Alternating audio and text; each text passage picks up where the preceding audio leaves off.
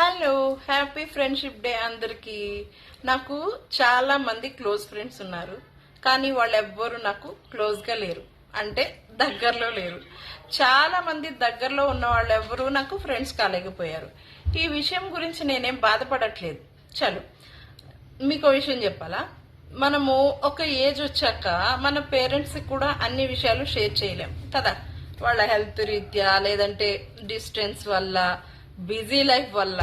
కానీ ఎంత బిజీలో ఉన్నా కూడా నా విషయానికి వచ్చేసరికి నేను ఒక పర్సన్కి అన్ని విషయాలు షేర్ చేస్తా.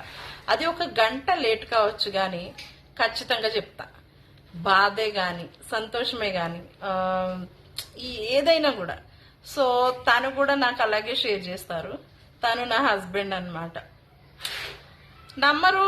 చాలా మంది అనుకుంటారు భార్యాభర్తల మధ్యలో కూడా చాలా సీక్రెట్స్ ఉంటాయి అని, కానీ నేను ఆ విషయాన్ని కొట్టిపారేస్తాను. తన విషయంలో నాకు తెలియంది ఏమీ లేదు, అది నా విషయంలో కూడా తనకి తెలియంది ఏమీ లేదు. సో ఫ్రెండ్షిప్ అనేది హస్బెండ్ వైఫ్ మధ్యలో కూడా ఉంటుంది అని నాకు మా వారితోనే ఒక నమ్మకం వచ్చింది. సో ఇవాళ నేను ఫ్రెండ్షిప్ డే మా వారితోనే చేసుకున్నా. Thank you so much. Bye bye.